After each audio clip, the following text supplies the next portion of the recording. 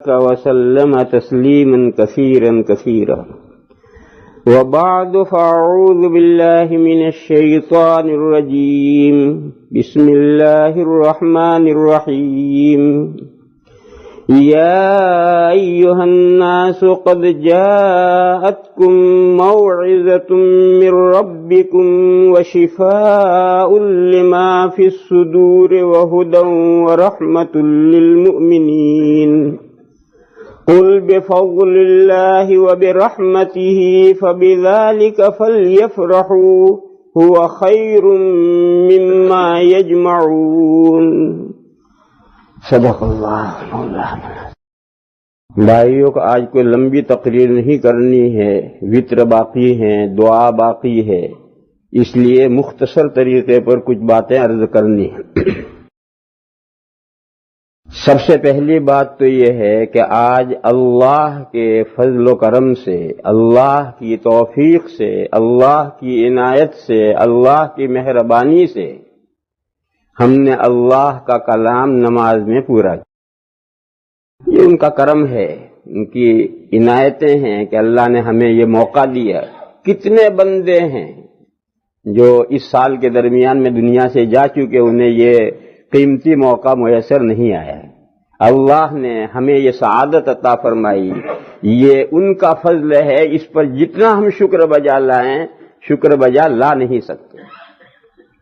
اللہ تعالی نے اپنا کلام، جو اللہ کی اپنی صفت ہے، وہ اس دنیا میں نازل فرمایا ہے ہماری بہت سی ضرورتوں کے لیے، بہت سے فوائد کے لیے، خاص طور پر ہمارے دینی فوائد کے لیے اور ہماری آخرت کی رہنمائی کے لیے. اللہ تعالیٰ ارشاد فرماتے ہیں، اے لوگو، ایمانداروں نہیں، ایمان لانے والوں سے نہیں فرما رہے، سبھی لوگوں، اے لوگو، تحقیق آئی ہے تمہارے پاس ایک بہت اہم نصیحت تمہارے پروردگار کی طرف سے. مراد یہ قرآن کریم ہے. یا ایھا الناس قد جاءتکم موعظۃ من ربکم. قرآن کریم کا پہلا وصف یہ ہے کہ وہ نصیحت ہے. عربی میں جو لفظ موعظت ہے، موعظت عربی میں کہتے ہیں ایسی نصیحت کو جو دل میں اتر جائے، دل کو متاثر کرے، صرف کانوں کو، دماغ کو نہیں. ایسی نصیحت جو دل کو متاثر کرے، دل صرف اثر پذیر ہو، وہ موعظت کہلاتی ہے عربی میں. اللہ تعالیٰ فرماتے ہیں کہ تمہارے پاس تمہارے پروردگار کی طرف سے موعظت آئی ہے، نصیحت آئی ہے. دلوں میں جو روگ ہیں ان کے لیے شفا ہے. جسمانی روگ بہت سے روگوں کی شفا بھی اس سے ہوتی ہے، لیکن قرآن کریم جو اصل آیا ہے وہ دلوں میں جو روگ ہیں ان روگوں کے علاج کے لیے آیا ہے. دل میں کیا روگ ہیں؟ سب سے بڑا روگ ہے کفر، شرک، نفاق، دنیا کی محبت، آخرت کو بھولے رہنا. یہ سب دل کی بیماریاں ہیں. شرک، کفر، نفاق، دنیا کی محبت، دنیا ہی کو سب کچھ سمجھنا، آخرت کو بھولے رہنا، یہ دل کی بیماریاں ہیں. ان بیماریوں کی شفا تمہارے پاس آئی ہے، اور وہ اللہ کی رحمت اور مہربانی ہے، اور اللہ کی ہدایت ہے، رہنمائی ہے. اس دنیا میں انسان کو کیسے جینا ہے وہ سمجھانے کے لیے قرآن کریم آیا ہے. میرے بھائیوں، مسلمانوں کا جو پہلا قافلہ تھا اور آج کے مسلمانوں میں جو فرق پڑ گیا ہے، وہ فرق یہی پڑ گیا ہے کہ اس وقت کا مسلمان 90% نہیں، 99% نہیں، 99.9% اللہ کی کتاب کو سامنے رکھ کر کے اس کا جو مارگ درشن تھا، جو ہدایت تھی، جو رہنمائی تھی، اس کے مطابق ان کی لائف تھی. آج یہ صورتحال نہیں رہی. آج مسلمانوں کی تعداد ان گنت ہے، گن نہیں سکتا کوئی دنیا میں، ان کی تعداد گن نہیں سکتا، اور جو گن کر بناتے ہیں وہ بھی گپلا کرتے ہیں، صحیح نہیں بتاتے، اور اس وقت انگلیوں پہ گرنے کے بقدر تھے، مگر وہ باعزت تھے۔ یہ اتنے ہیں بے عزت ہیں۔ حدیث شریف میں ہے، حضور پاک صلی اللہ تعالی علیہ وسلم کا ارشاد ہے کہ ان اللہ یرفع بہذا الکتاب اقواما ویضع بہ آخرین، بے شک اللہ تعالیٰ اس کتاب قرآن کریم سے کچھ قوموں کو اونچا اٹھاتے ہیں، اور اسی کتاب کریم کی وجہ سے کچھ قوموں کو نیچے پستی میں لے جاتے ہیں۔ اوپر کسے اٹھاتے ہیں؟ جو اس کتاب کو اپنا دستور زندگی بناتے ہیں، جو اس کتاب کو اپنا دستور زندگی بناتے ہیں۔ نیچے کسے گراتے ہیں؟ جو اس کتاب کو پسے پشت ڈالتے ہیں۔ اس کتاب میں جو کچھ ہے وہ اسے اپنے لیے دستور زندگی نہیں بناتے ہیں۔ کہا ہے نا شاعر نے کہ وہ دنیا میں سرخ رو تھے حامل قرآن بن کر، وہ دنیا میں سرخ رو تھے حامل قرآن بن کر، ہم دنیا میں پست ہیں تاریخ قرآن بن کر۔ میرے بھائیو، اللہ تعالیٰ فرماتے ہیں کہ یہ رہنمائی ہدن ہے اور رحمت ہے مومنین کے لیے، جو اس پر ایمان لاتے ہیں ان کے لیے رحمت ہے، اور جو ایمان ہی نہیں لاتا اس کے لیے کیا رحمت ہوگی؟ بھیجا سب کے لیے ہے، ہدایت سب کے لیے، لیکن جو اس کی ہدایت کو مان لے، اس پر ایمان لائے، اس پر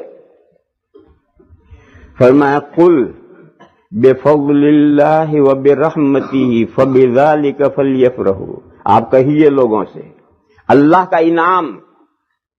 انعام یہی قرآن، اللہ کی رحمت مہربانی، اللہ کی رحمت مہربانی یہی قرآن، اسی پر چاہیے کہ لوگ خوش ہوں۔ یہ قرآن بہتر ہے ان تمام چیزوں سے جن کو لوگ اکٹھا کرتے ہیں۔ لوگ جو جو چیزیں اکٹھا کرتے ہوں، نالج، دوسرا نالج ہو، دوسرے اس میں دولت ہو، دوسرے دنیا کا ساز و سامان ہو، یہ قرآن سب سے بہتر ہے۔ حدیث شریف میں فرمایا گیا کہ حسد، جلنا جائز نہیں، مگر دو آدمیوں پر جل سکتے ہیں۔ لا حسد الا فی اثنین، ایک تو وہ آدمی ہے جسے اللہ نے قرآن کی دولت دی ہے، اور وہ شب و روز رات اور دن اس کی تلاوت کرتا ہے، تو اس پر رال ٹپکانی چاہیے، اس پر ریجھنا چاہیے، اس پر رشک کرنا چاہیے کہ اللہ نے کتنی بڑی دولت اسے دی ہے اور وہ کتنا فائدہ اٹھا رہا ہے، کاش میں بھی۔ آج کل رشک کرنے والے بہت ہیں مگر کرتے کچھ نہیں، صرف رشک ہی کرتے۔ ارے بھائی رشک کرتے ہو تو تم بھی لگو اس لائن پر، اللہ میاں کے یہاں کوئی بین تھوڑے ہی ہے کہ اس کو دولت ملی تمہیں نہیں ملے گی، تم بھی لائن میں لگو تمہیں بھی مل سکتی ہے۔ لیکن ہم صرف زبانی رشک کرتے ہیں، زبانی آرزویں کرتے ہیں، اور اس دولت کو حاصل کرنے کے لیے کرنا کچھ نہیں چاہتے۔ اور فرمایا کہ دوسرا شخص وہ ہے جسے اللہ تعالیٰ نے مال دیا ہے، وہ اس مال کو اپنے دونوں ہاتھوں سے اللہ کی راہوں میں خرچ کرتا ہے۔ تو یہ بھی ریجھنے کی اور رشک کرنے کی بات ہے کہ کاش اللہ ہمیں ایسا مال دیتا تو ہم بھی ایسا خرچ کرتے۔ اس پر لوگ ضرور عمل کرتے ہیں، وہ پہلے والے پر تو عمل نہیں کرتے، اس پر ضرور عمل کرتے ہیں۔ ہر ایک کی دوڑ میں لگا ہوا ہے کہ فلاں سے میرے پاس مال زیادہ ہو جائے، لیکن وہ جو دوسرا جز ہے، جب اللہ مال دے دیتے ہیں تو پھر اس کو اللہ کے راستے میں خرچ کرنے کے لیے حوصلہ اور دل گردہ چاہیے۔ وہ حوصلہ اور دل گردہ اللہ جسے دے دیں، اور اللہ نے بہت سے بندوں کو وہ حوصلہ اور دل گردہ دیا ہے، ایسا نہیں کہ نہیں دیا۔ اور میرے بھائیوں، اسلام کا کام تو پہلے دن سے چندے سے ہو رہا ہے۔ یہ میں ایک سوال کا جواب دے رہا ہوں کہ یہ مولویوں کا کوئی دھندا نہیں، جب دیکھو چندہ، جب دیکھو چندہ، جب دیکھو چندہ، چندہ ہی چندہ مانگتے رہتے ہیں۔ اس کا جواب دے رہا ہوں کہ اسلام کا کام تو پہلے ہی دن سے چندے سے ہو رہا ہے، اور چندہ سب سے پہلے آقائے دو جہاں نے مانگا ہے، جن کے ہاتھ میں تو دولت نہیں تھی لیکن خدا کے وہ محبوب تھے۔ اگر وہ چاہتے اور خدا سے درخواست کر دے تو اللہ سب کچھ انہیں دے سکتا تھا۔ یاد ہے آپ کو وہ واقعہ؟ ایک مرتبہ ملک الجبال پہاڑوں کا فرشتہ جو پہاڑوں کے کنٹرول پر نگرانی پر مقرر ہے وہ فرشتہ حضور کی خدمت میں حاضر ہوا تھا اور اس نے کہا کہ اللہ پاک جل شانہ عما نوالہ سلام عرض کرتے ہیں اور آپ کی مرضی ڈیزائر چاہتے ہیں کہ اگر آپ چاہیں تو تہامہ کے تمام پہاڑوں کو سونے کا کر دیا ہے۔ تہامہ مکہ شریف تہامہ کے اندر ہے اور یہ قصہ ہجرت سے پہلے کا ہے۔ فرمایا فرشتے نے کہ اللہ تعالیٰ یہ پوچھتے ہیں کہ اگر آپ چاہیں آپ کی ڈیزائر ہو تو تہامہ کے سارے پہاڑ سونے کے کر دیے۔ حضور نے جواب دیا کہ بارگاہ خداوندی میں یہ عرض کیا جائے میری طرف سے کہ مجھے یہ نہیں چاہیے، میں تو یہ چاہتا ہوں کہ ایک وقت کھانا ملے تاکہ اللہ کا شکر بجا لاؤں اور ایک وقت فاقہ رہے تاکہ صبر کا ثواب حاصل کروں۔ تو میں کہہ رہا تھا کہ حضور کوئی خدا نہیں تھے، ان کے پاس کوئی دولت نہیں تھی، وہ کسی چیز کا مالک نہیں تھے، لیکن ان کا تعلق تھا ان کا تعلق تھا پروردگار عالم سے اور پروردگار عالم نے اپنے حبیب کی خواہش معلوم کی ہے۔ وہ چاہتے تو سب کچھ ہو سکتا تھا لیکن انہوں نے نہیں چاہا، انہوں نے ایسا راستہ ڈالا جس راستے پر قیامت تک حضور کی امت چل سکے۔ حضور مانگ لیتے تو حضور کو مل جاتا ہے۔ یہ کیا ضروری ہے کہ قیامت تک ساری دنیا کے زمین کے چپے چپے پر جتنے پہاڑ ہیں وہ سونے کے بن جائے؟ تو ضروری نہیں، پھر دوسری جگہ کے مسلمان کیا کرتے؟ تو حضور نے ایسی چیز اختیار فرمائی کہ حضور کی امت پوری دنیا میں کہیں زمین کے کسی خطے پر ہو، وہ دین کا اپنا کام اور دین کی گاڑی خود ہی گھسیٹے، وہ ان سونے کے پہاڑوں سے بہتر ہے۔ سونے کے پہاڑ تو کسی دن ختم ہو جائیں گے، لیکن یہ جو حوصلہ اور جذبہ ہے ملت کا اور امت کا، یہ کبھی ختم ہونے والا نہیں۔ اور اس کے بعد مکی زندگی ہو، اس میں تو زیادہ چندے نہیں کرنے پڑے۔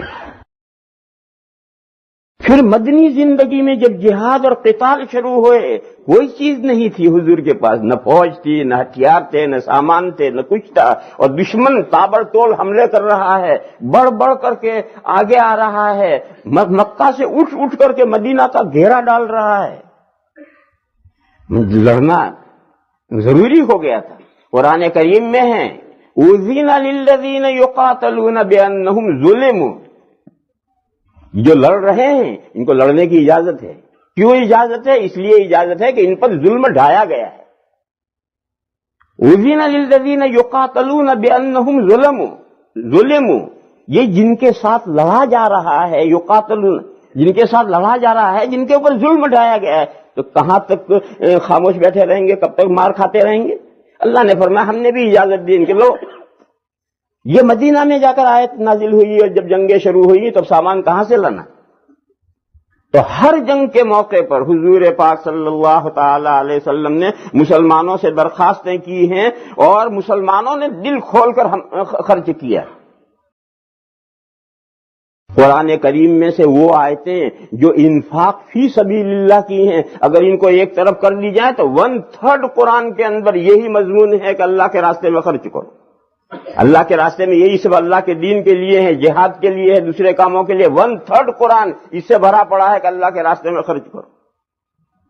اور خرچ کے مقدار اللہ میاں کے نہیں دیکھی جاتی، کیسے موقع پر خرچ کیا تھا وہ اللہ میاں کیا دیکھا ہے۔ قرآن کریم میں ایک آیت ہے لا یستوی منکم من انفق من قبل الفتح وقاتل، فرمایا کہ مکہ مکرمہ فتح ہونے سے پہلے جنہوں نے اللہ کے راستے میں خرچ کیا اور خود نکلے گھر سے اور اللہ کے راستے میں لڑے، یہ برابر نہیں ہیں ان کے جو مکہ فتح ہونے کے بعد جنہوں نے اللہ کے راستے میں خرچ کیا اور لڑے۔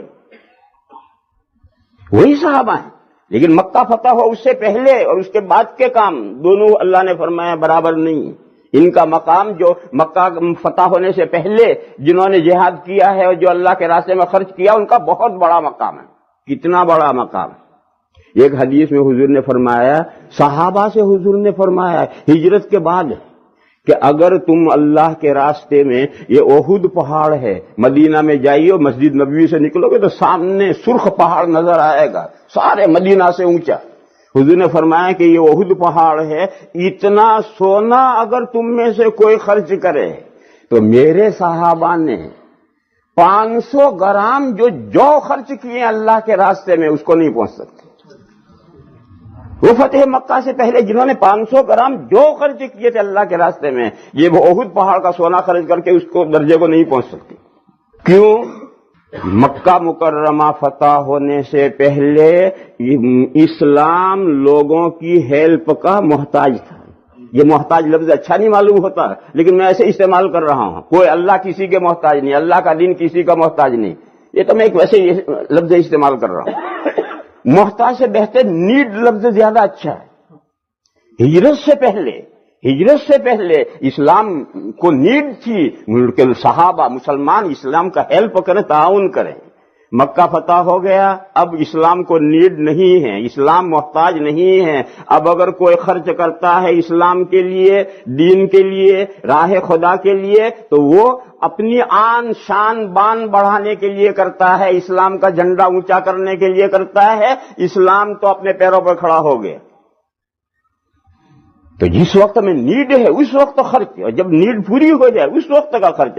دونوں خرچ اللہ کے مقبول ہیں، اللہ دونوں کا ثواب دیتے ہیں، مگر موقع اور موقع کے اعتبار سے خرچ میں فرق پڑ جاتا ہے.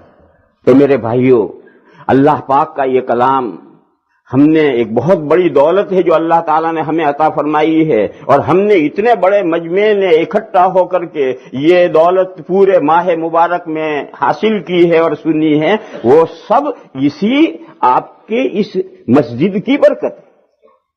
یہ مسجد نہ ہوتی، یہ مرکز نہ ہوتا، مسلمان متفرق ہوتا، بکھرا ہوا ہوتا، کوئی گھر میں پڑھتا کوئی نہ پڑھتا. اور یہ مسجد ہمارا ایک مقام بن گیا. اس مقام کی وجہ سے اللہ تعالیٰ نے ہم سب کو اکٹھا کر دیا. تسبیح کے سارے دانے اکٹھا ہو گئے، تسبیح مکمل ہو گئی. میرے بھائیوں، مجھے وہ دن یاد ہے، اور جیسے کہ آج میری نظروں کے سامنے ہو، وہ دن مجھے پوری طرح سے یاد ہے جب ہم یہاں یونٹ کے اندر کرائے پر نماز پڑھتے تھے. وضو کرنے کے لیے لوٹا بھی نہیں تھا. جب میں پہلے سال آیا ہوں تو میں وہی وقت میں نے گزارا ہے، وضو کرنے کے لیے لوٹا بھی نہیں تھا. گھر سے ہم وضو کر کے آیا کرتے تھے. وہ دن بھی مجھے یاد ہے. اور آج ایک اس سال میں آیا تو اس مسجد کو دیکھ کر دل باغ باغ ہو گیا. یعنی میں تصور نہیں کر سکتا تھا کہ اتنی شاندار مسجد آپ حضرات نے بنا دی ہوگی. واقعی میں سمجھا کہ کام ہو گیا ہوگا. پچھلے سال ادھر نماز پڑھی تھی، تیسرے سال ادھر نماز پڑھی تھی، تو میں نے سمجھا کہ اس میں کچھ پلاستر ولاستر کر دیا ہوگا. میں اتنا ہی سمجھتا تھا. لیکن جب پہلی مرتبہ میں اس سال آ کر داخل ہوا اور میں نے گھوم کر سارا پہلے گھوم کر دیکھا، بہت خوش ہوئی، بہت خوشی ہوئی، طبیعت بہت خوش ہوئی. اللہ تعالیٰ آپ حضرات کو دونوں جہانوں میں برکتیں عطا فرمائے، جزائے خیر عطا فرمائے. آپ حضرات کے ہمت نے اور حوصلے نے اتنا بڑا کام جو اتنے تھوڑے سے وقت میں آپ حضرات نے کر دیا، یہ اللہ تعالیٰ کی توفیق سے ہوا ہے. انسان کے بس کا کچھ نہیں، اللہ تعالیٰ کے کرم سے ہوا ہے. اب لوٹے میں سے ہاتھی نکل گیا، دم پھنس گئی. لوٹے میں سے ہاتھی تو پاس ہو گیا، اب دم پھنس گئی. لگاؤ زور، دم کو بھی نکالو. کیا دم کیا حیثیت رکھتی؟ جب سارا ہاتھی نکل گیا ہے تو دم کے نکلنے میں کیا دیر لگتی ہے؟ وہ تو ذرا دیر میں نکلے. جو ہمارے صدر صاحب نے جو اماؤنٹ بتایا ہے وہ کوئی بڑا اماؤنٹ نہیں ہے، تو معمولی اماؤنٹ ہے. آپ میں سے 5, 7, 10 آدمی کھڑے ہو جائیں گے، اماؤنٹ وہ بھی پورا ہو جائے گا. اور یہ قرض ہے، اور قرض حسنہ ہے. قرض حسنہ کا مطلب یہ نہیں ہے کہ وہ مانگنے کا آئے تو ہنس دو. نہیں، قرض حسنہ کا مطلب یہ ہے کہ آپ کو رات اور دن اس کی فکر رہنی چاہیے کہ جلد سے جلد اسے ادا کرو. جن بھائیوں نے یہ قرض دیا ہے اللہ تعالیٰ انہیں خوب برکت عطا فرمائے، ان کے مال میں جان میں خوب برکت عطا فرمائے، آخرت میں بھی بہترین جزائے خیر عطا فرمائے. لیکن کمیونٹی کا فرض کیا ہے؟ کمیونٹی کا فرض یہ ہے کہ پہلی سے پہلی فرصت میں اس قرض کو اپنے بوجھ سے اتاریں، ان کے شکریہ کے ساتھ ان کا قرض ان کو ادا کریں، ان کو پہنچائیں. آج کی مجلس میں یہ قرض مکمل ہو جانا چاہیے. یہ وہ نیڈ کا وقت ہے. ابھی مسجد کو ضرورت ہے آپ کے ہیلپ کی اور تعاون کی. کل مسجد اپنے پیروں پر کھڑی ہو جائے گی، اس کی کوئی خاص ضروریات نہیں رہیں گے، تو پھر خرچ کرنے کا وہ ثواب نہیں رہے گا جو آج ہے. پھر آج مبارک رات ہے، اس مبارک رات میں ہر ثواب بڑھتا ہے تو آپ کے خرچ کرنے کا بھی ثواب بڑھتا ہے. اس لیے میرے بھائیوں، ہمت کر کے لکھواؤ نام اور اپنے تعاون پیش کرو اور جلد سے جلد پیش کرو تاکہ اسے نمٹ کر کے کام آگے بڑھائیں، اور اللہ تعالی ہمیں ہماری جو کچھ حوصلے اور ہمت ہے ان کو ہمیشہ کے لیے بلند رکھیں۔ یہ تو کام ہمیشہ ہونا ہے۔ اسلام کا کام پہلے دن سے چندے سے شروع ہوا اور آخری دن تک چندہ ہی چندہ ہوگا۔ یہ تو ہمارے آقا نے یہ راستہ اپنایا ہے۔ اللہ نے تو چاہا، اختیار دیا تھا کہ آپ چاہیں تو پہاڑ سونے کے کر دیے جائیں، مگر حضور نے اپنی امت کے لیے اس کو بہتر نہیں سمجھا تھا۔ لہٰذا اسے بوجھ نہ سمجھو، اسے اپنا کام سمجھو، اپنی ضرورتیں سمجھو۔ اپنا دین تو مقدم ہے اپنی ہر چیز سے، لہذا اپنی ضرورتیں سمجھ کر کے دو۔ قرآن کریم میں ایک آیت ہے، صحابہ نے حضور سے پوچھا تھا یسألونک ماذا ينفقون، لوگ آپ سے پوچھتے ہیں کہ کتنا خرچ کریں، کیا خرچ کریں؟ قرآن نے جواب دیا قل العفو، آپ جواب دیجئے کہ تمہاری ضرورت اس سے جو بچا ہوا ہے سب اللہ کے راستے میں خرچ کرو۔ تمہاری ضرورت سے جو بچا ہوا ہے وہ اللہ کے راستے میں خرچ کرو۔ تمہاری ضرورت، یہ ہر آدمی کے سوچنے کا انداز الگ ہے، اس میں آپ کو آزادی چھوڑ دی گئی۔ باقی تمہاری ضرورت سے جو زائد ہے وہ اللہ کے راستے میں خرچ کرو۔ ایک قصہ میں سناؤں، حدیث شریف ایک قصہ سناؤں، اس سے معلوم ہوگا کہ آدمی کے سوچنے کے انداز کیسے کیسے ہوتے ہیں۔ اسلام کی جو سب سے آخری جنگ ہے اور جو بہت دور تبوک تک لشکر گیا تھا اور 30,000 کا لشکر گیا تھا اور سخت گرمیوں میں لشکر گیا تھا، اس کے لیے حضور نے چندے کی اپیل کی تھی اور یہ اپیل کی تھی کہ ہر آدمی جو زیادہ سے زیادہ چندہ پیش کر سکتا۔ حضرت فاروق اعظم کا فرماتے ہیں کہ میں نے دل میں سوچا کہ ہمیشہ ابو بکر آگے نکل جاتے ہیں ہر نیک کام میں، آج میرے لیے چانس گولڈن ہے کہ میں آگے نکلوں، کیونکہ وہ وقت اتفاقاً ایسا تھا کہ حضرت ابو بکر کے پاس میں کچھ زیادہ نہیں تھا اور حضرت عمر کے پاس میں اس وقت اتفاقاً بہت کچھ تھا۔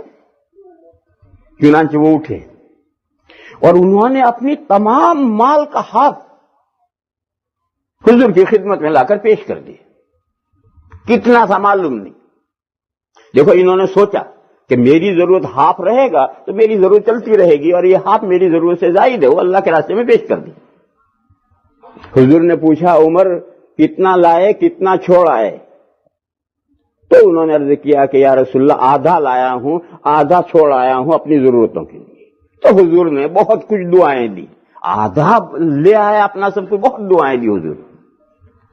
ابھی وہ بیٹھے ہی تھے اور حضرت ابو بکر بھی آ گئے، وہ ایک چادر میں کچھ باندھ کر لائے اور لا کر پیش کیا چندہ۔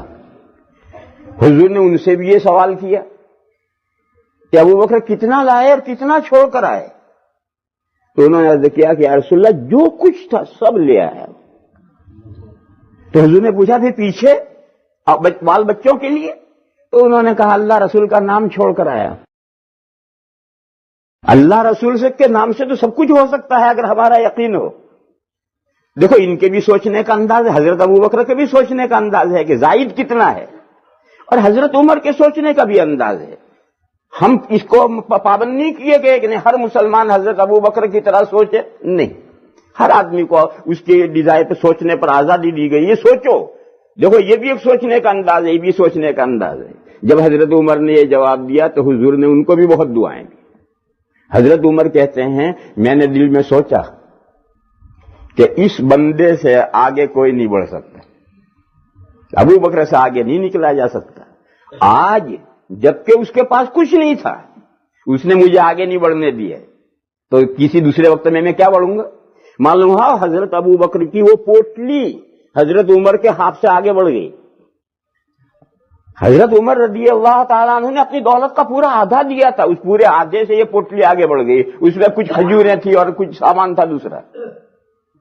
تو میرے بھائیو اللہ کے یہاں تو دل کے حوصلے اور جذبے پر دیا جاتا ہے۔ ایک شخص ہے اس کے پاس $1000 ہیں، وہ 5 دیتا ہے، اور ایک ہے اس کے پاس کل $10 ہیں، وہ اس میں سے 5 دیتا ہے۔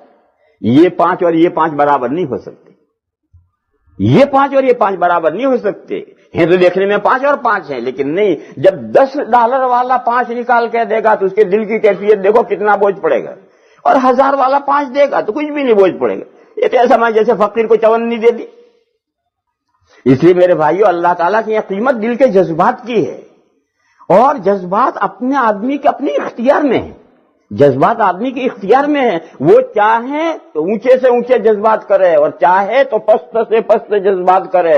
آدمی دل کی کیفیتوں سے اپنے اعمال کو بہتر سے بہتر بھی بنا سکتا ہے، اور دل کی کیفیتوں کے بگڑ جانے سے اس کے اعمال بدتر سے بدتر بھی بن سکتے ہیں۔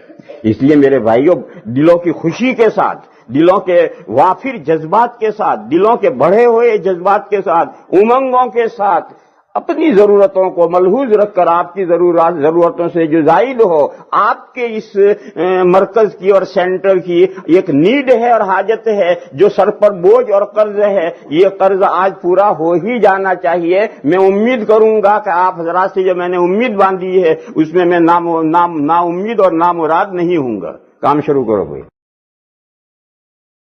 مختلف جگہ سے کام شروع کروں، کس طرح سے لو۔ اللہ الذی ہدانا لہذا وما كنا لنہتدی لولا ان ہدانا اللہ۔ بزرگوں اور بھائیوں،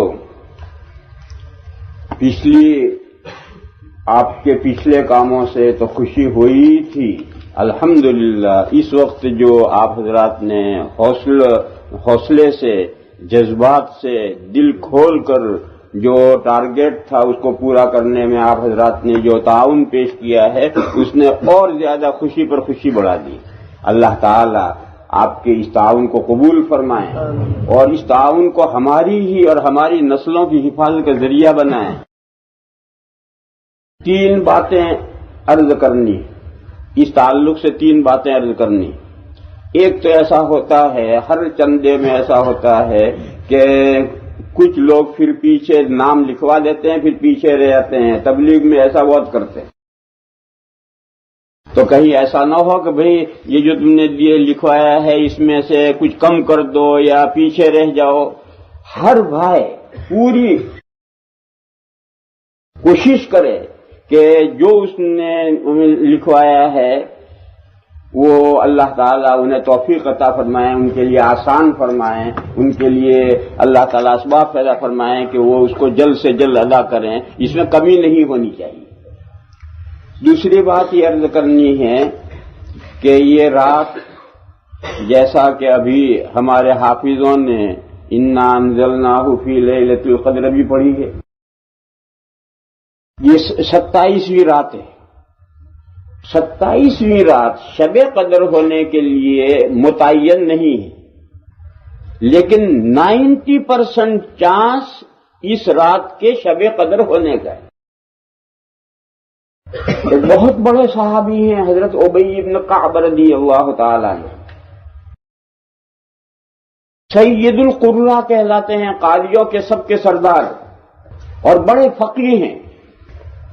وہ یہ کہا کرتے تھے قسم کھا کر، اور قسم میں انشاءاللہ نہیں بڑھاتے تھے، قسم کھا کر یہ کہتے تھے کہ 27 رات ہی شب قدر ہے۔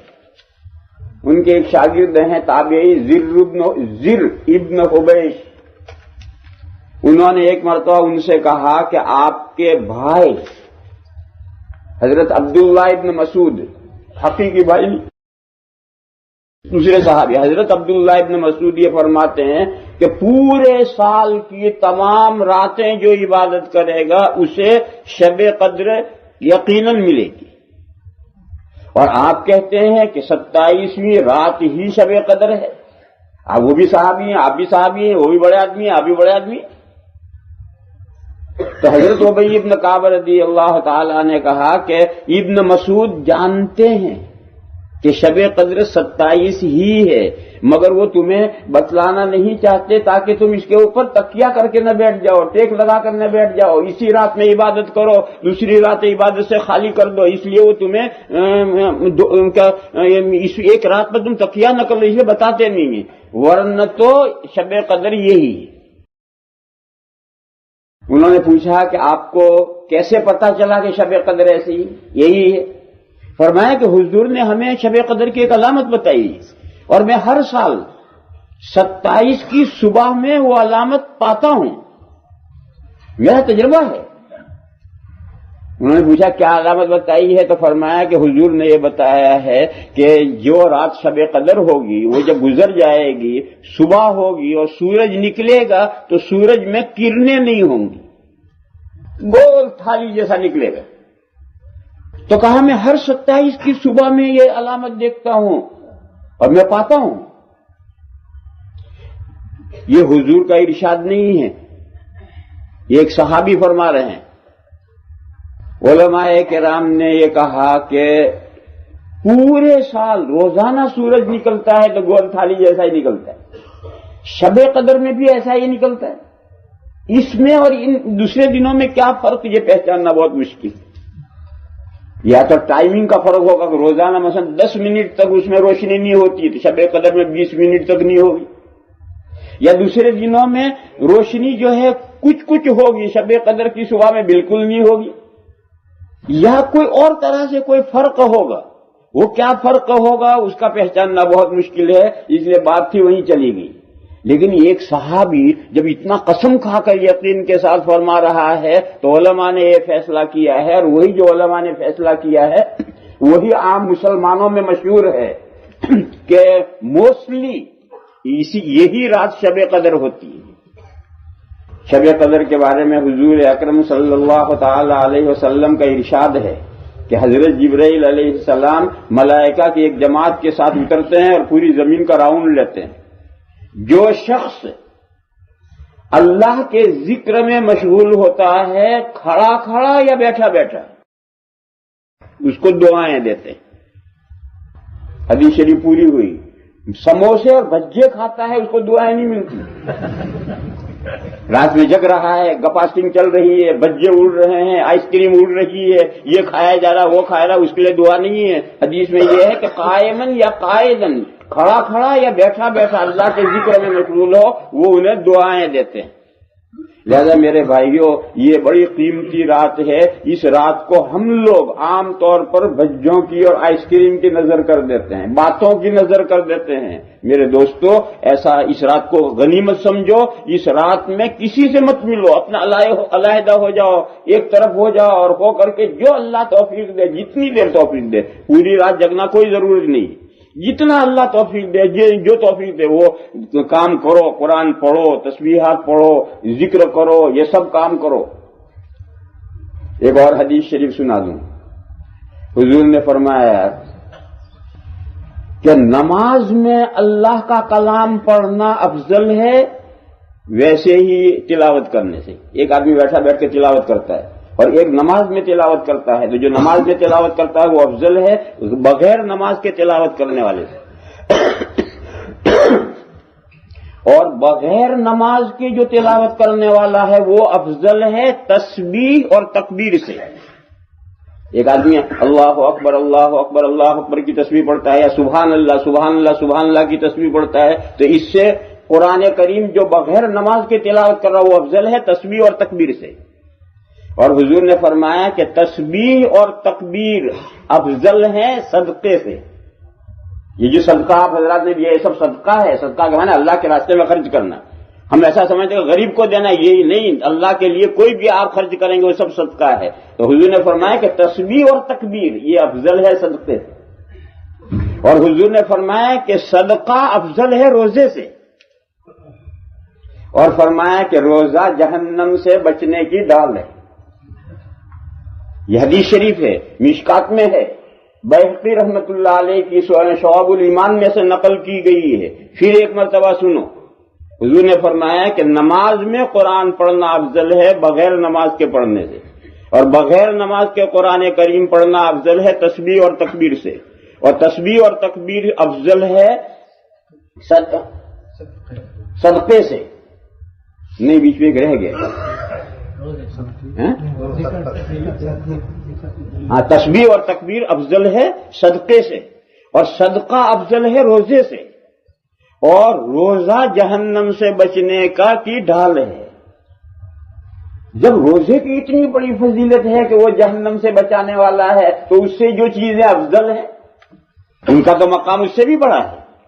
اس لیے میرے بھائیوں یہ سب عبادتیں ہیں، اس رات میں اللہ جو توفیق دے، نماز میں قرآن پڑھنے کی توفیق دے، بغیر نماز کے پڑھنے کی توفیق دے، تسبیح و تکبیر کی توفیق دے، صدقے کی تو صدقہ تو ماشاء اللہ آپ حضرات نے بہت کیا، مگر امام صاحب یہ کہہ رہے ہیں کہ کچھ لوگ حضرات رہ گئے ہیں کہ ہمارا نمبر آئے گا $50 میں، $100 میں، تو 200 سے نیچے اترے ہی نہیں۔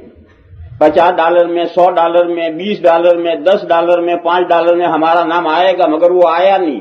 تو امام صاحب نے کہا تھا کہ یہ اعلان کر دیا جائے کہ نماز کے بعد یہ آفس میں حضرات بیٹھیں گے، آپ جو بھی اس رات میں پیش کر سکیں وہ آفس میں مسجد کے کاج کے لیے کچھ نہ کچھ جو اللہ توفیق دے۔ $5 آپ حضرات کے لیے کچھ نہیں، لیکن وہ 5 مل کر بہت کچھ ہو جائیں گے۔ لہذا ہر آدمی، چھوٹا بڑا جوان بوڑھا، ہر آدمی جسے اللہ توفیق دے، جو رہ گئے ہیں وہ کچھ نہ کچھ دے کر جائیں۔ تیسری بات، اس رات کا ثواب اسی رات میں ملے گا۔ میں نے ارادہ کیا کہ میں 10 قرآن پڑھوں گا سال بھر میں، تو میرے 10 قرآن پڑھنے کا ارادہ کرنے سے ثواب نہیں ملے گا، اس رات میں پڑھوں گا تو ثواب ملے گا۔ نماز پڑھنے کی نیت کروں تو ثواب نہیں ملے گا، اس رات میں نماز پڑھوں تو ثواب ملے گا۔ یہ آپ حضرات نے جو تعاون لکھایا ہے، اس میں اگر کوئی مجبور ہے، میں اسے مجبور نہیں کرتا، اس کے پاس بیچارے کے پاس گنجائش نہیں ہے، وہ اپنی گنجائش کے مطابق دے، لیکن جسے اللہ تعالیٰ نے گنجائش دی ہے وہ صبح صادق سے پہلے اپنا لکھوایا ہوا آفس میں جمع کر دے، تو انشاءاللہ اس رات کے ثواب کا مستحق ہو۔ اور اگر یہ رات چلی گئی پھر دوسرے وقت میں، تو پھر دوسرے وقت کا ثواب ملے گا، اس رات میں لکھوانے سے اس رات کا نہیں ملے گا، اس رات میں آپ ادا کر دیں۔ لہذا جو مجبور ہے، جس کو پاس موقع نہیں ہے، وہ تو ٹھیک ہے، اللہ تعالیٰ اس کے احوال کو جانتے ہیں، لیکن جسے کل بھی دینا ہے اور آج بھی دینا ہے تو آج کی رات میں کیوں نہ ثواب حاصل کر لو۔ لہذا سب بھائیوں سے تیسری بات یہ عرض ہے کہ جس کے پاس گنجائش ہے صبح صادق سے پہلے اپنا رقم مسجد میں پہنچ جانی چاہیے، کیونکہ صبح صادق پر شب قدر ختم ہوتی ہے۔ امام صاحب نے فرض میں پڑھا تھا، کیا پڑھا تھا؟ یہ حتی مطلع الفجر، شب قدر رہتی ہے صبح صادق طلوع ہونے تک۔ لہذا اس سے پہلے پہلے آپ حضرات اگر یہ داخل کریں گے تو انشاءاللہ اگر یہ شب قدر ہے، اور غالب یہ ہے اکثر ایسا ہی ہوتا ہے، تو انشاءاللہ شب قدر کا ثواب اللہ تعالیٰ عنایت فرمائیں گے۔ اللہ تعالیٰ آپ حضرات کے حوصلوں کو قبول فرمائے، آپ حضرات کے جذبات کو قبول فرمائے۔ مجھے آپ حضرات کے حوصلے دیکھ کر اور آپ کا یہ معاون دیکھ کر کے بہت خوشی ہوئی۔ اللہ تعالیٰ اس کو اور بڑھائیں، اور ہماری اتفاق اتحاد مل کر اسلام کی اور دین کی گاڑی کھینچنے کا جو جذبہ ہے اسے اللہ تعالیٰ قبول فرمائیں۔ آپ نے جو دل کھول کر دیا ہے، اللہ تعالیٰ دونوں جہانوں میں بہتر سے بہتر صلہ عطا فرمائیں، آپ کے جان میں، مال میں، آل میں، اولاد میں برکت عطا فرمائیں، ہماری سب کی نسلوں کی حفاظت فرمائیں۔ وآخر دعوانا الحمدللہ رب العالمین۔ صفیں ٹوٹ گئی ہیں، لہذا سب حضرات کھڑے ہو کر صفیں بنا لے تاکہ وطر شروع ہو۔